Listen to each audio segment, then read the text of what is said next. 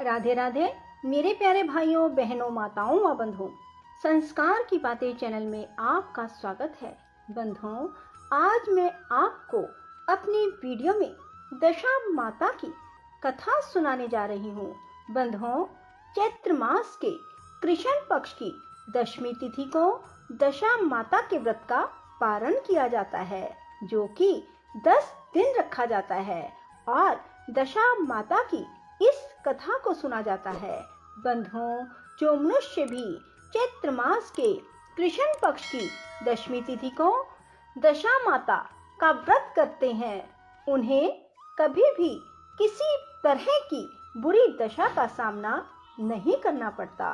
बंधुओं, दशा माता का जो 10वें दिन व्रत किया जाता है, जिस दिन 9 व्रतों का पारण किया जाता है, यदि व्रत नहीं कर पाएंगे तो आप दशा माता की इस कथा को अवश्य सुने। बंधुओं, दशा माता का व्रत करने वाली सुहागिनी इस पावन दिन शुभ मुहूर्त में कच्चे सूत के 10 तार के 10 गांठ वाले डोरे से पीपल की पूजा करें। विधि विधान से पूजा के बाद नल दमयंती की इस कथा को सुने। कथा समाप्त होने पर पूजित डोरे को गले में पहन लें। इस धागे को व्रती महिलाएं पूरा साल धारण करे रहें। बंधुओं, अब मैं इस व्रत के नियम बताने जा रही हूँ। दशा माता का व्रत जब तक जीवन में शरीर साथ दे तब तक किया जाता है। इस दिन घर में विशेष रूप से साफ सफाई की जाती है और सफाई से जुड़े झाड़ू आदि खरीदने का भी बहुत महत्व है। बंधुओं, दशा माता का व्रत करने वाली महिलाएं दिन में एक बार भोजन करें और इस दिन नमक वर्जित है, अर्थात नमक का सेवन नहीं करना चाहिए। बंधुओं, विधि विधान से पूजा करने पर 1 साल के भीतर ही जीवन से जुड़ी सभी दुख समस्याएं समाप्त हो जाती हैं। सो बंधुओं, दशा माता का व्रत अवश्य करें और अपने जीवन में आने वाली दुख तकलीफ समस्याओं से छुटकारा पाएं। बंधुओं, अब मैं आपको सुना रही हूँ दशा माता की कथा। प्राचीन समय में राजा नल और दमयंती रानी सुखपूर्वक राज्य करते थे। उनके 2 पुत्र थे। उनके राज्य में प्रजा सुखी और संपन्न थी। एक दिन की बात है, उस दिन होली दशा थी। एक ब्राह्मणी राजमहल में आई और रानी से कहा, दशा का डोरा ले लो। बीच में दासी बोली, हाँ रानी साहिबा, आज के दिन सभी सुहागिन महिलाएं दशा माता की पूजन और व्रत करती हैं। इस डोरे की पूजा करके इसे गले में बांध लिया जाता है, जिससे घर में सुख समृद्धि आती है। अतः रानी ने ब्राह्मणी से डोरा ले लिया और विधि अनुसार पूजन करके उसे गले में धारण कर लिया। कुछ दिनों के बाद राजा नल ने दमयंती के गले में डोरा बंधा हुआ देखा। राजा ने पूछा, इतने सोने के गहने पहनने के बाद भी आपने यह डोरा क्यों पहना है? रानी कुछ कहती, इसके पहले ही राजा ने डोरे को तोड़कर जमीन पर फेंक दिया। रानी ने उस डोरे को जमीन से उठा लिया और राजा से कहा, यह तो दशा माता का डोरा था, आपने उनका अपमान करके अच्छा ना किया। जब रात्रि में राजा सो रहे थे, तब दशा माता स्वप्न में बुढ़िया के रूप में आई और राजा से कहा, हे राजा, तेरी अच्छी दशा जा रही है और बुरी दशा आ रही है। तूने मेरा अपमान करके अच्छा नहीं किया। ऐसा कहकर बुढ़िया अर्थात दशा माता अंतर्ध्यान हो गई। अब जैसे तैसे दिन बीतते गए, वैसे वैसे कुछ ही दिनों में राजा के ठाट बाट, हाथी घोड़े, लव लश्कर, धन धान्य, सुख शांति सब कुछ नष्ट होने लगा। अब तो भूखे मरने का समय तक आ गया।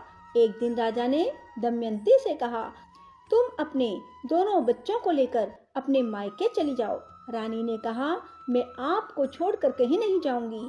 जिस प्रकार आप रहेंगे उसी प्रकार मैं भी आपके साथ रहूंगी। तब राजा ने कहा, अपने देश को छोड़कर दूसरे देश में चलें, वहाँ जो भी काम मिल पाएगा वही काम कर लेंगे। इस प्रकार नल दमयंती अपने देश को छोड़कर चल दिए।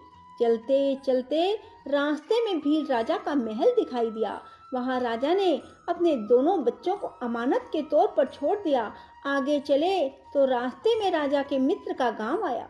राजा ने रानी से कहा, चलो हमारे मित्र के घर चलें। मित्र के घर पहुंचने पर उनका खूब आदर सत्कार हुआ और पकवान बनाकर भोजन कराया। मित्र ने अपने शयन कक्ष में सुलाया। उसी कमरे में मोर की आकृति की खूंटी पर मित्र की पत्नी का हीरो जड़ा हार टंगा हुआ था। मध्य रात्रि में रानी की नींद खुली तो उन्होंने देखा कि वह बेजान खूंटी हार को निगल रही है।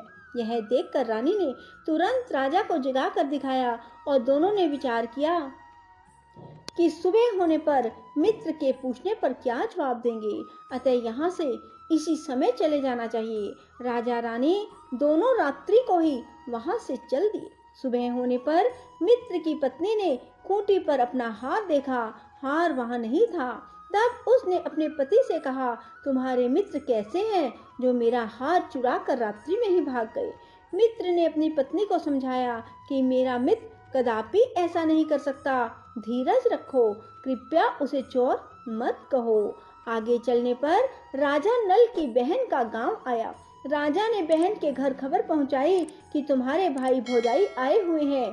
खबर देने वाले से बहन ने पूछा, उनके हालचाल कैसे हैं? वह बोला, दोनों अकेले हैं, पैदल ही आए हैं तथा वे दुखी हाल में हैं। इतनी बात सुनकर बहन थाली में कांदा रोटी रखकर भैया भाभी से मिलने आई। राजा ने तो अपने हिस्से का खा लिया, परंतु रानी ने जमीन में गाड़ दिया। चलते चलते एक नदी मिली। राजा ने नदी में से मछलियां निकालकर रानी से कहा, तुम इन मछलियों को भूंजो, मैं गांव में से परोसा लेकर आता हूँ। गांव का नगर सेठ सभी लोगों को भोजन करा रहा था। राजा गांव में गया और परोसा लेकर वहां से चला तो रास्ते में चील ने झपट्टा मारा तो सारा भोजन नीचे गिर गया। राजा ने सोचा कि रानी विचार करेगी कि राजा तो भोजन करके आ गया और मेरे लिए कुछ भी नहीं लाया। उधर रानी मछलियां भूंजने लगी तो दुर्भाग्य से सभी मछलियां जीवित होकर नदी में चली गई। रानी उदास होकर सोचने लगी कि राजा पूछेंगे और सोचेंगे कि सारी मछलियां खुद खा गई। तब राजा आए तो मन ही मन समझ गए और वहां से आगे चल दिए। चलते चलते रानी के मायके का गांव आया। राजा ने कहा, तुम अपने मायके चली जाओ, वहां दासी का कोई भी काम कर लेना, मैं इसी गांव में कहीं नौकर हो जाऊंगा। इस प्रकार रानी महल में दासी का काम करने लगी और राजा तेली के घाने पर काम करने लगा। दोनों को काम करते बहुत दिन हो गए।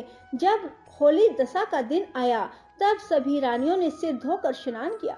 दासी ने भी स्नान किया। दासी ने रानियों का सिर गूंथा तो राजमाता ने कहा, मैं भी तेरा सिर गूंथ दूं। ऐसा कहकर राजमाता जब दासी का सिर गूंथ रही थी तब उन्होंने दासी के सिर पर पद्म देखा।